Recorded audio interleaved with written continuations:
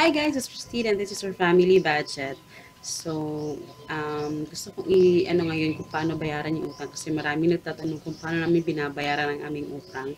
And so, gusto ko nang i-ano sa inyo, sabihin sa inyo kung paano nga ba namin binabayaran. So now, um, meron kaming malaking desisyon na ginawa nung last na um, nag-decide kami na ibenta na yung aming piso net. So, we are now living a one income na, hindi na kami dalawang income na napapasok sa buwan-buwan. So, isa na lang.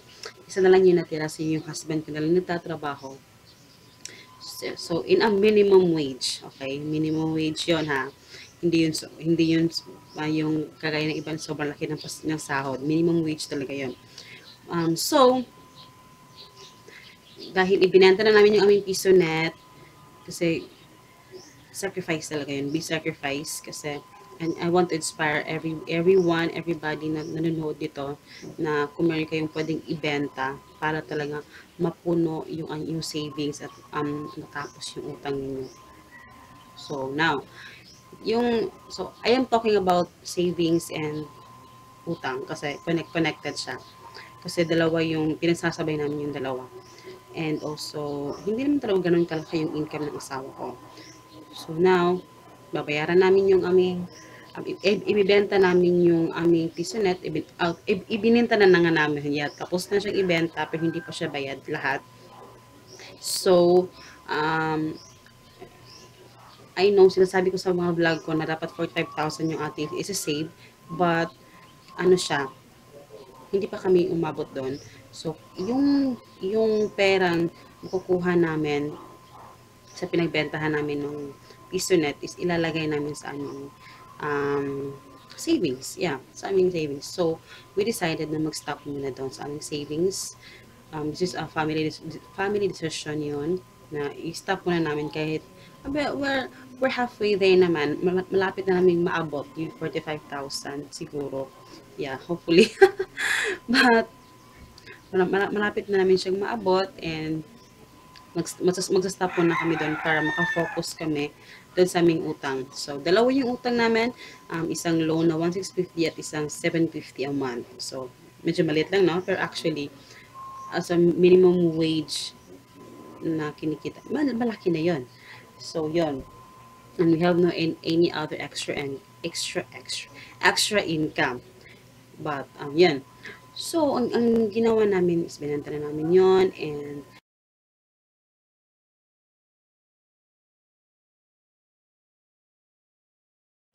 but, yan. So, ang ginawa namin is binenta na namin yon and so, kasi may extra money pang natira sa amin ngayong December, yung aming balance sa 750 na yon a month is kailangan namin siyang i-fully paid, yeah. Kailangan namin siyang tapusin. So, pagkatapos niyan, so, paid na siya. So, isa na lang yung utang na matitira, 1,650. So, yan yung aming babanatan. So, yung 750. So, I am ano na, sa yung sinusunod namin na 7 baby steps ni Dave Ramsey. Baby step 1, save at least 45,000 a month. Emergency fund at yung debt snowball. So, yung debt snowball is bayaran ko muna yung pinakauna nating utang. So, yun yung syempre, buwan-buwan ka naman nagbabayad sa utang mo. Syempre, obligasyon natin yon. So, pasensya sa buho ko. Obligasyon natin yon na bayaran buwan-buwan. So, kailangan mong bayaran yon in minimum wage. Bayaran mo yun buwan-buwan kung ano yung nakalagay na babayaran mo doon. So, kung meron kang extra money, bayaran mo yung pinakamaliit. Doon ka, yun yung debt snowball. Bayaran mo yung pinakamaliit na utang mo. Doon ka mag-focus. So, pagkatapos mo ng bayaran yung pinakamaliit, yung monthly mo ng pinakamaliit na utang mo, idagdag mo noon sa susunod na maliit na utang mo hanggang sa paparating ka, umabot ka na sa pinakamalaking utang. So, hindi mo siya pwedeng kunin. So, parang pinaparol mo lang siya hanggang yun yung debt snowball. Parang palaki ng palaki yung inuhulog mo sa utang mo hanggang sa matapos niya. So, kami, Guys, medyo malaki. Supposedly, 3 years talaga yung bubunuin namin para matapos lahat yung utang namin. But we don't want na umabot ng 3 years. So, we decided na, okay, tama na. Kailangan natin tapusin to paghihirap na to. So, yun yung napag-desisyon na namin. So, now, ano na siya, we're okay na, and yun, fix na yung aming plan, ganon. So, ang aming target, instead na 2 years na lang yung natira sa amin kasi naka 1 year na kami ng aming utang, ng pinakamalaking utang namin. So, naka 2 years na kami, naka 1 year na kami, so we have 2 years pa na bubunuin, guys. So, tagal pa noon, my God, mag-aaral na yung anak ko. So, isa rin yung dahilan na minamadali namin talaga. Ayaw na namin kasi kaya naman siyang bayaran kung ibibenta talaga namin yung PisoNet. So, yun yung napag-desisyonan namin talaga.